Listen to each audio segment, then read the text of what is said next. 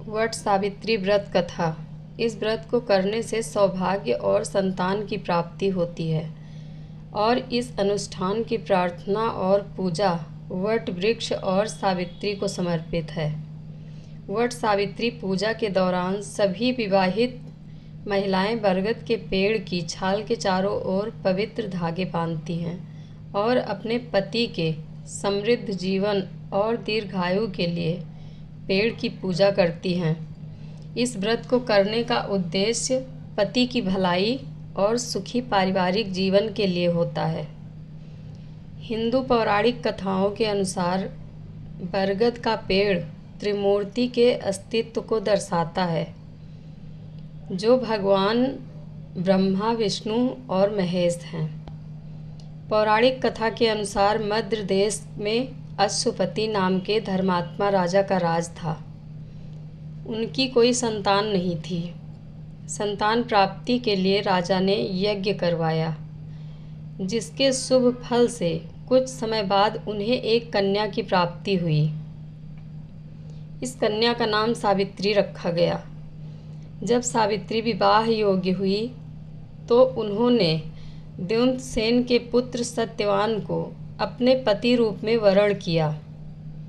सत्यवान के पिता भी राजा थे, परंतु उनका राजपाट छिन गया था, जिसके कारण वे लोग बहुत ही दरिद्रता में जीवन व्यतीत कर रहे थे। सत्यवान के माता पिता की भी आंखों की रोशनी चली गई थी। सत्यवान जंगल से लकड़ी काटकर लाते और उन्हें बेचकर जैसे तैसे अपना गुजारा करते थे। जब सावित्री और सत्यवान के विवाह की बात चली, तब नारद मुनि ने सावित्री के पिता राजा अश्वपति को बताया कि सत्यवान अल्पायु है और विवाह के 1 वर्ष पश्चात ही उनकी मृत्यु हो जाएगी। जिसके बाद सावित्री के पिता ने उन्हें समझाने के बहुत प्रयास किए, परंतु सावित्री यह सब जानने के बाद भी अपने निर्णय पर अडिग रही। अंततः सावित्री और सत्यवान का विवाह हो गया। इसके बाद सावित्री सास ससुर और पति की सेवा में लग गई। समय बीतता गया और वह दिन भी आ गया जो नारद मुनि ने सत्यवान की मृत्यु के लिए बताया था। उसी दिन सावित्री भी सत्यवान के साथ वन को गई। वन में सत्यवान लकड़ी काटने के लिए जैसे ही पेड़ पर चढ़ने लगा कि उसके सिर में असहनीय पीड़ा होने लगी। कुछ समय सावित्री की गोद में सिर रखकर लेट गया। कुछ ही समय में उसके समक्ष अनेक दूतों के साथ स्वयं यमराज खड़े थे। यमराज सत्यवान की आत्मा को लेकर दक्षिण दिशा की ओर चलने लगे। पतिव्रता सावित्री भी उनके पीछे पीछे चलने लगी।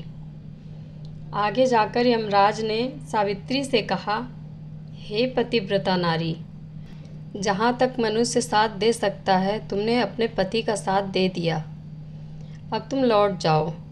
इस पर सावित्री ने कहा, जहाँ तक मेरे पति जाएंगे वहाँ तक मुझे जाना चाहिए, यही सनातन सत्य है। यमराज सावित्री की वाणी सुनकर प्रसन्न हुए और उनसे 3 वर मांगने को कहा। सावित्री ने कहा, मेरे सास ससुर अंधे हैं, उन्हें नेत्र ज्योति दें। यमराज ने तथास्तु कहकर उसे लौट जाने को कहा और आगे बढ़ने लगे, किंतु सावित्री यम के पीछे ही चलती रही। यमराज ने प्रसन्न होकर पुनः वर मांगने को कहा।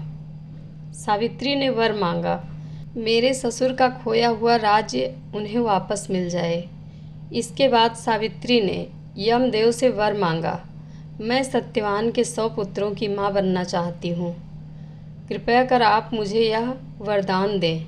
सावित्री की पति भक्ति से प्रसन्न हो सावित्री से तथास्तु कहा। जिसके बाद सावित्री ने कहा कि मेरे पति के प्राण तो आप लेकर जा रहे हैं, तो आपके पुत्र प्राप्ति का वरदान कैसे पूर्ण होगा। तब यमदेव ने अंतिम वरदान को देते हुए सत्यवान की जीवात्मा को पास से मुक्त कर दिया। सावित्री पुनः उसी वटवृक्ष के पास लौट आई। तो उन्होंने पाया कि वट वृक्ष के नीचे पड़े सत्यवान के मृत शरीर में जीव का संचार हो रहा है। कुछ देर में सत्यवान उठकर बैठ गया। उधर सत्यवान के माता पिता की आंखें भी ठीक हो गईं और उनका खोया हुआ राज्य भी वापस मिल गया। कथा कैसी लगी कमेंट बॉक्स में अपनी राय ज़रूर दें। धन्यवाद।